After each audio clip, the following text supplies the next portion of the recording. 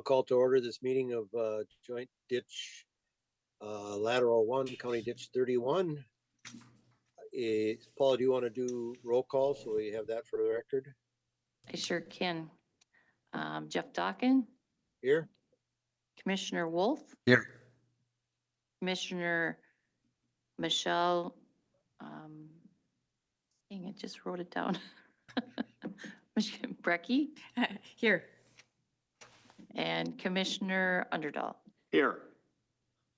Commissioner Purfirst. We can wait and see if he joins us, Here. Paula.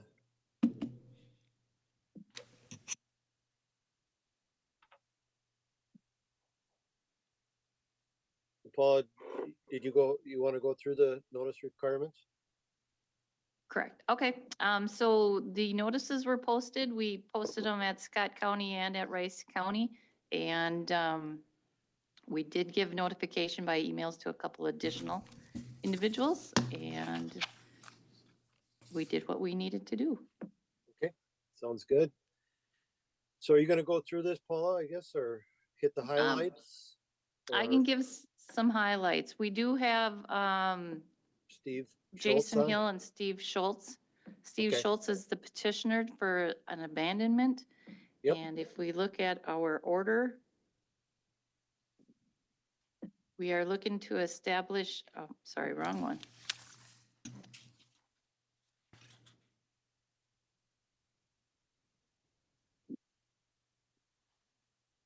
In the matter of the petition of Stephen Schultz to modify and impound waters upon a portion of lateral 1 of County Ditch 31 and to abandon a portion of lateral 1 to County Ditch 31. Okay, Paula, who do we, or Steve Schultz, who do we have with you? I have Jason Hill and Luke Lundy. Do you want to tell us who what Yeah. part they play? Oh, I'm sorry. Jason Hill, my attorney representing me, and Luke Lundy is the engineer for WSB. Okay. Do you have something to add to it, Steve, or your attorney? I don't believe so. I think Luke and Jason will both speak on my behalf, and we'll carry on in that way. Okay. Would they want to do that now? Yeah, guys, if you want to go ahead, that'd be fine with me. Okay. Yeah, Jason Hill, again, attorney for petitioner Steve Schultz. I can't really speak much to the substance of the petition and what's on the ground. I'll kind of defer to Luke on that. But I believe the petition met the requirements, and the project overall meets the requirements of statutes and won't have a negative impact. Like I said, substantively, I'll defer to Luke. Thank you. Luke? Yeah. How are you guys doing today? Good. All right. Can we share the design plan real quick, or do you want me to share my screen? Paula? Are you talking about the The site plan. site plan? I think I have it right here. You do. Yeah. I don't know why I can't keep getting it though.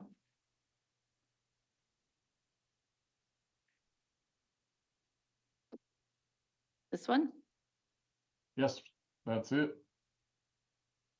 So the overall goal of this project is to establish a wetland mitigation bank.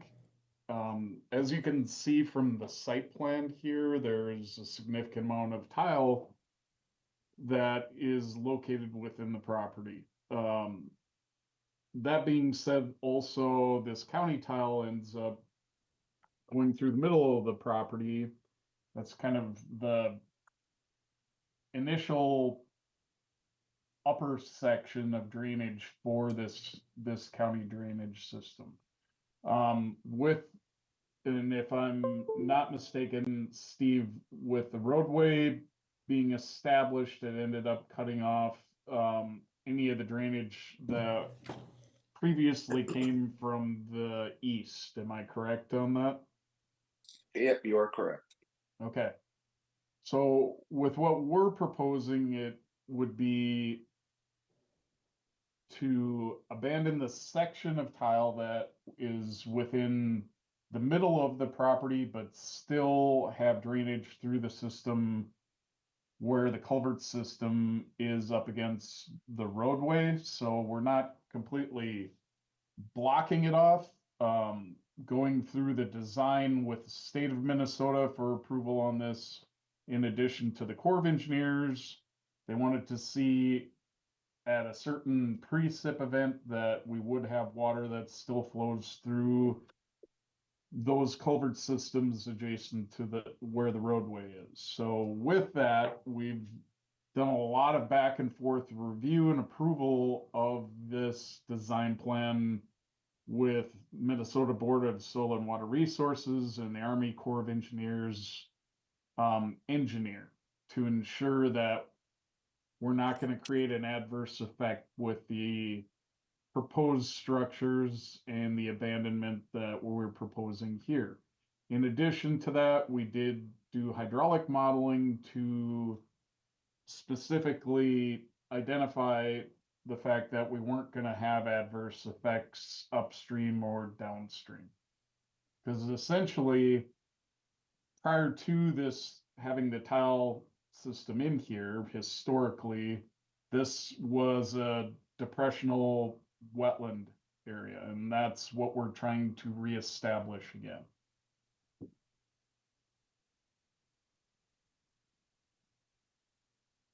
So if you go to the third slide,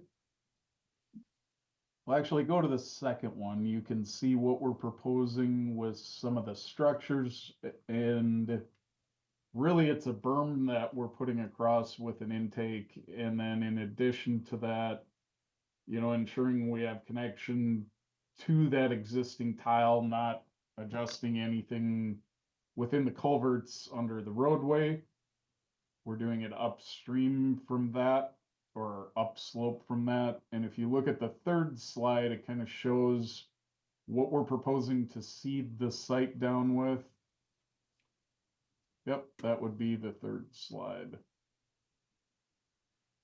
You can bring that up. So ultimately, it's going to be two depressional wetlands again that aren't artificially being drained. But the overall area you can see will be a wetland complex again. So, you know, think of it as though you're gonna see pothole wetlands out here, very similar to what you find in the county in areas that aren't artificially drained.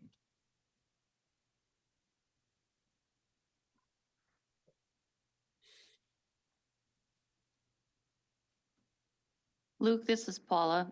I'm just wondering, do you have a slide that's overall view of where this portion of abandonment is in comparison to the whole lateral? Let's see. Yeah, I think we'd sent that to everybody, didn't we, Jason?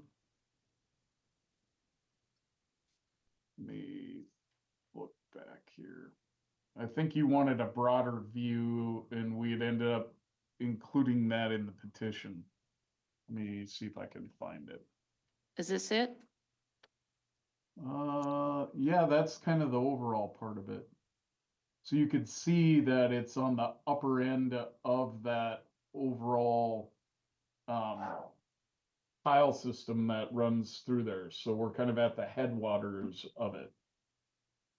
But the bend that you see, and then where it goes to the east above where that yellow dash is the area where the roadway went through and ended up cutting off a portion of that drainage way back when the road was constructed. There's also an aerial that we had included too, I believe, didn't we, Jason? Yeah, I believe it's There you go. Yep, that's it. the drainage map. Yeah. Yeah, so you can see that, what is that road called? Texas Texas. Avenue, is that correct? If that is in fact the right road name. Yeah, the Texas Avenue, and then Yep. Yeah. So that tile is on the east side of it, but it ended up of Texas Avenue, but it, with the roadway constructed, it ended up dissecting that county tile that was through there. So the Drainage Authority will still be maintaining a portion on the northern side of the abandonment? That no longer, no, what I'm saying is up on the northern side, that no longer functions anymore because of when Texas Avenue was constructed.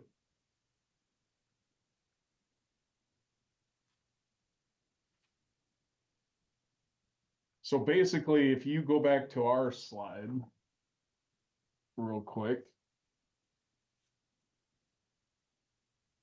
That for our one? design plan, go to the first slide. And if you zoom in to the east side of it,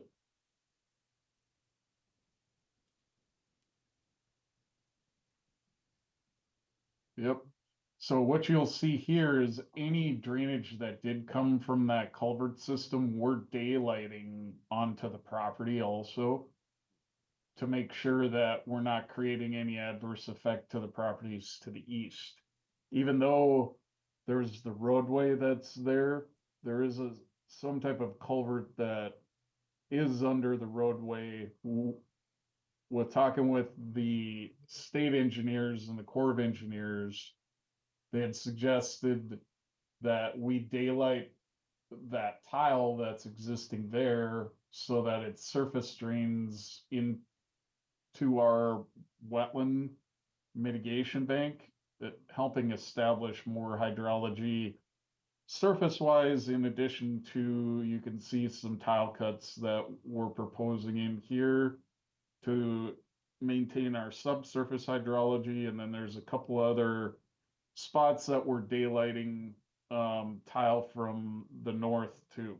This is a very common practice for wetland mitigation banks. Basically, it's sites that you spend all this money on going through and tile draining it, and then you end up reestablishing the hydrology back again naturally. So it's interesting, especially with agricultural fields, you go through, spend the money to be able to farm it. Now we're reverting it back to wetland again, umpteen years later. So. Oh, we've had some situations like that in Rice County here too, where we spent, or the government has spent a ton of money and then turned it back into wetland. So tends to be a little bit frustrating, but understand it.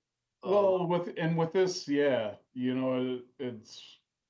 it's a very good use for this piece of property, especially with the existing conditions and the difficulty of being able to farm these depressional areas. Jeff, I'm sure you have noticed that a lot, where you've got depressional areas that do have tile in it, but they're not completely draining them the way that you had proposed in your drainage design. Yep, no, understand it. I'm a little bit confused, I guess, or one question I would have, and not that it would have any bearing on what you do here, but the tile line that was cut off with I'm assuming you're talking about the reconstruction of Texas Avenue. Yep, there is a culvert that is over there under Okay, the roadway that we found, but there's also a tile line that runs from that. There's like an inlet structure. So we wanted to ensure we didn't see any backup of drainage in the county ditch nor the adjacent property. So that tile line does run into the Schultz property, and we're actually daylighting it here. okay, all right. Yep. Now I understand. I understand. Yeah, the biggest thing is we don't, with any wetland mitigation bank, we have to prove the fact that we do not create adverse effects on adjacent properties. That is one of the issues that the state and the Corps has dealt with over the years, right? So instead of addressing that towards the end of the design, you have to address it at the very beginning of the design, which makes a lot of sense. Yeah, Instead of, well, we might have a slight effect on this. Well, how do you measure slight effect? You either have an effect or you don't. So this is Jim. I have a question. Yep. Where you're daylighting at, is that gonna have enough grade yet for the tile to function properly? Yep. That's the other thing that we have to ensure is that it will have positive drainage still. So that was determined in the design also. And believe me, we ended up changing the location of where it's daylighting 3 times just to make sure that we would have positive drainage into the site. That's a very good question, Jim.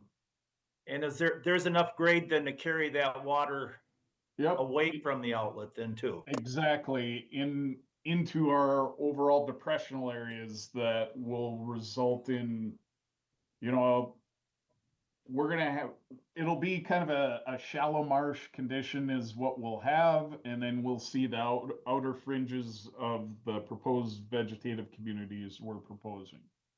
But the fortunate thing is too, is this is gonna be a pretty positive effect on the watershed, that you're not seeing this significant flush of water that is flowing through into your guys' drainage system as it did previously.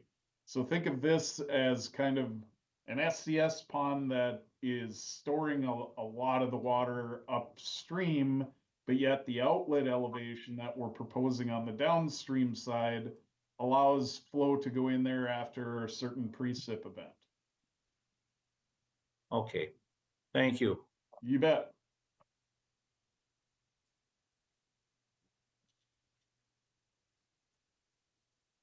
any other questions for anybody? Mr. Chair, I guess, maybe we're not getting to the findings in order yet, but I guess I would like staff, recommendation on the, order in number B, where we have an option, what staff recommends for us.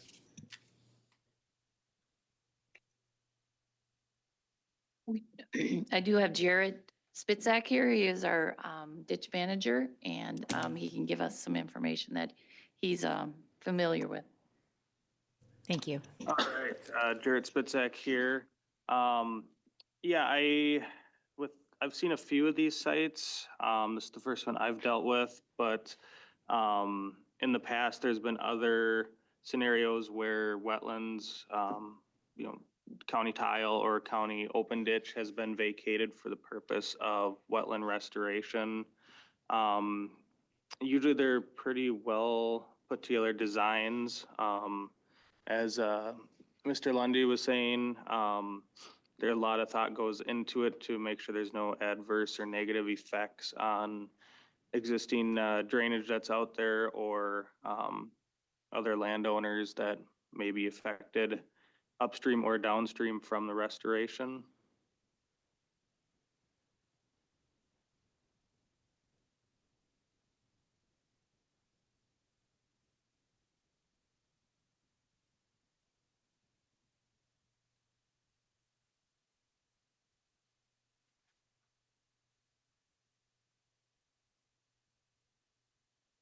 So I believe the action that we want to do today is to determine one thing, is if the information that you have before you is adequate enough, or if you're looking to have more information developed by appointing your own engineer or allowing Steve's engineer to prepare a report.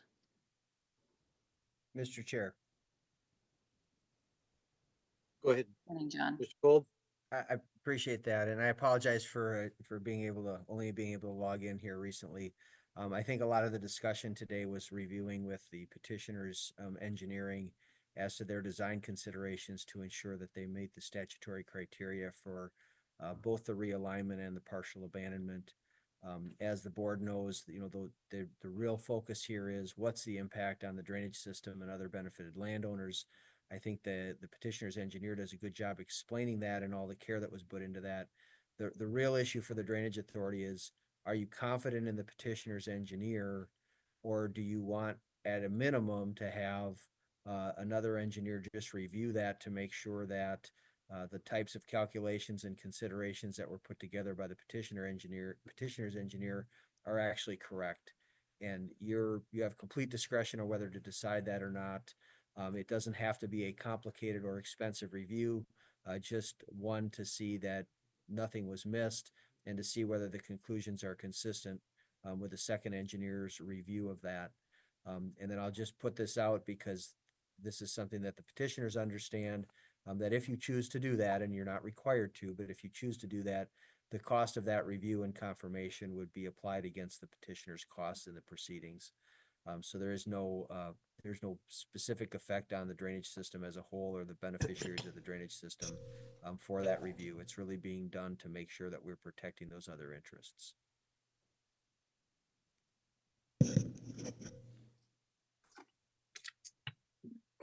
All right, any wishes? I guess in looking at, and I think that we feel it's been engineered and engineered and engineered some more. I'm not so sure that we need another opinion over it. I think, Luke, I believe you're fairly confident in what's being presented here, and Bowser also has weighed in on it, so I would be comfortable with it.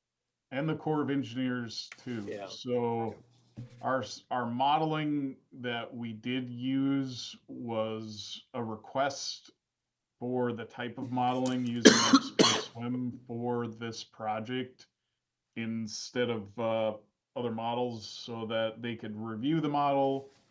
We could ensure that we weren't going to see an adverse effect. The other thing that we have to do is go through 5 years of monitoring on this site, right?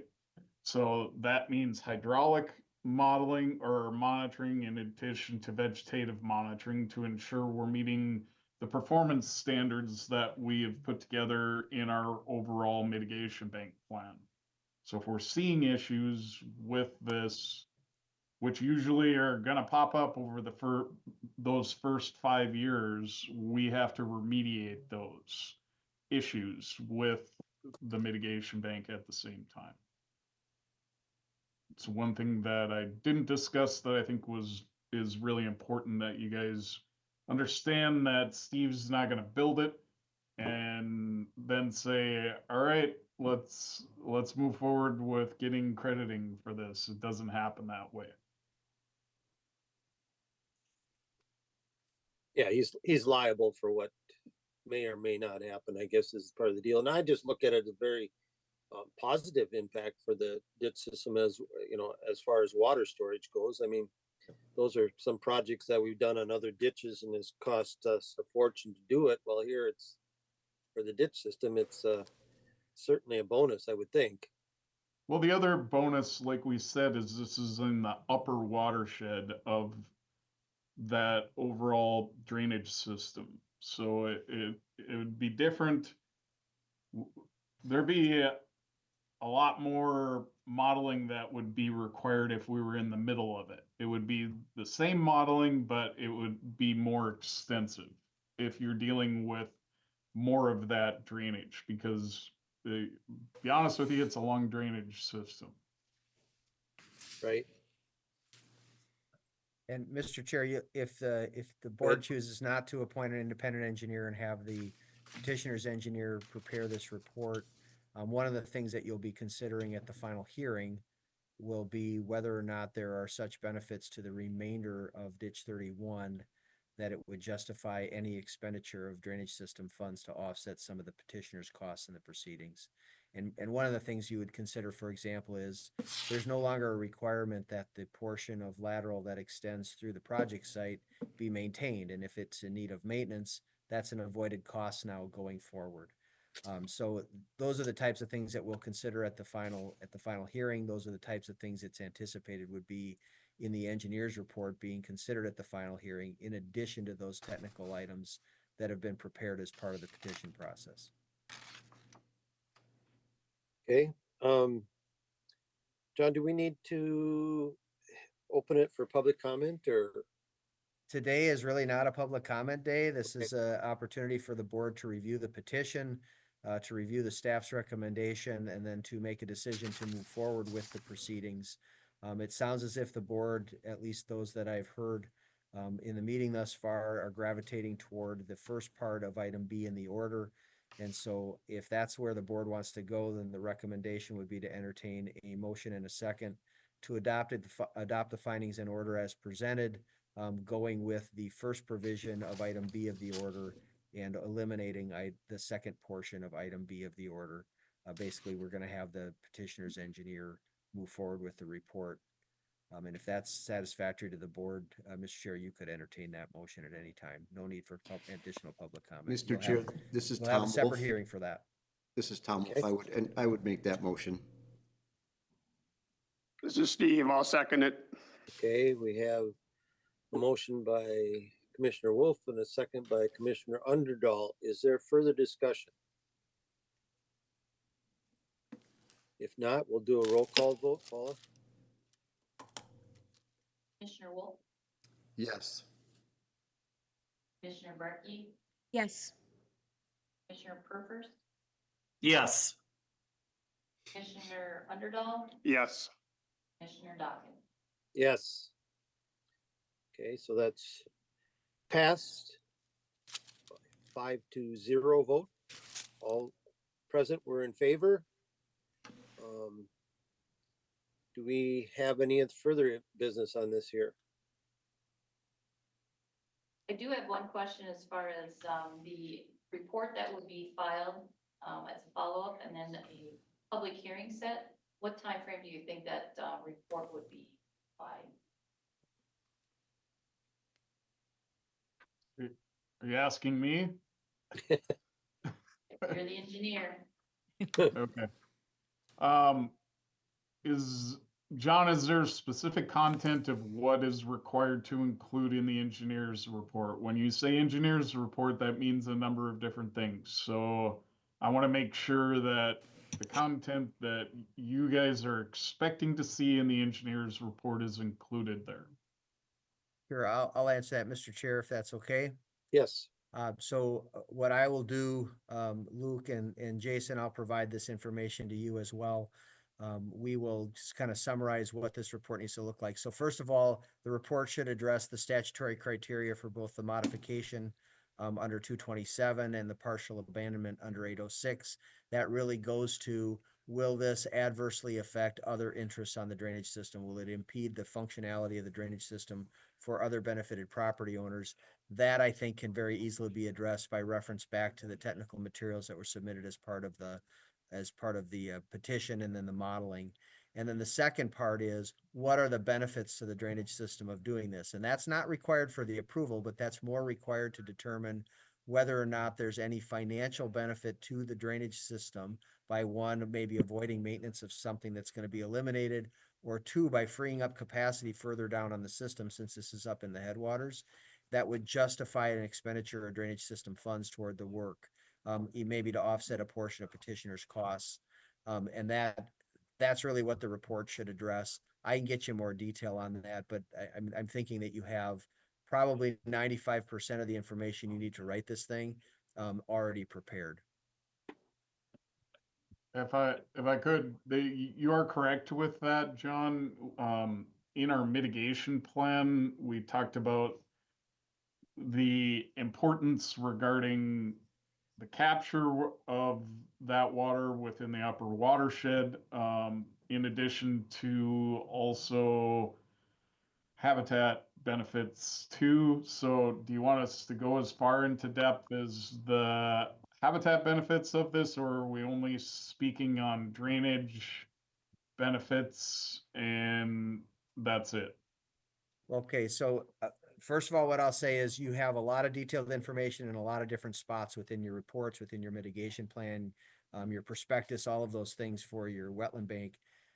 I don't think I think what I'm trying to do is trying to get the board to not have to go through each one of those documents to provide an executive summary of that. 227 requires that there be a finding that the activity is of either a public or private benefit. And so that touches on both the habitat benefit and the hydrologic benefit to the drainage system as in part private and in part public, including the wetland mitigation credits that will be developed, which are also part public, part private. So you could summarize that. And then, yeah, I'm not expecting you to go into the level of detail that's in your current reporting, but executive summary fashion, that would be sufficient. Yeah, I don't want you guys to have to go through a 500-page document either. I'd much rather it be an executive summary overall, but I want to specifically hit the points of what is needed in the engineering report. And Luke, if you wanted to do that with reference to the actual reports, the different items, that's fine, but I don't even think that is necessary. I just don't want the board to have to, like you phrased it, go through the 500-page prospectus and all of the rest of the modeling data. But in summary fashion, that's going to be fine. And I'll provide more detail on that to both you and Jason when we get through this process today. That would be fantastic. Okay. So back to Paula's question, actually, we need some kind of timeline, I guess, to set the next public hearing on it. Is that what I'm understanding? So Luke, I assume you'll have, it takes you some time to do this. Just a Yep. ballpark. So the other thing we want to make sure is, as you guys know, once we start breaking tile, it's going to be pretty wet out there. It's not really something that the best time to do this type of work is in the winter. So I can tell you what my client is going to tell me is get this done yesterday.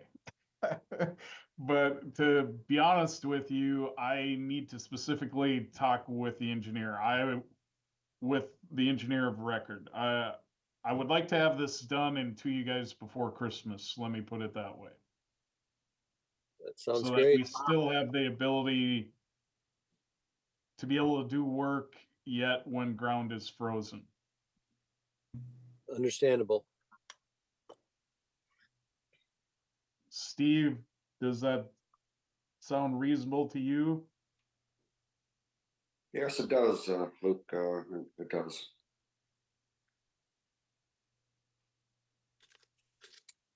So tentatively, we could, the idea would be a January public hearing after notifications, and we'll keep that in mind. Mr. Chair, we also wrote the order in a way that once that report comes in, staff can go ahead and coordinate independently with the counties to find a date where the commissioners can be present at a hearing. So we don't need to set a date today. We just, I think, are wanting to know in an anticipatory way when that might take place. So it sounds like January is going to work. Sounds good. Anybody have anything further? Mr. Chair, I'd motion to adjourn. Second. We have a motion and a second to adjourn. Paula, roll call. Commissioner Dockin, Yes. Commissioner Underdahl, Yes. Commissioner Purfirst, Yes. Commissioner Wolf, Yes.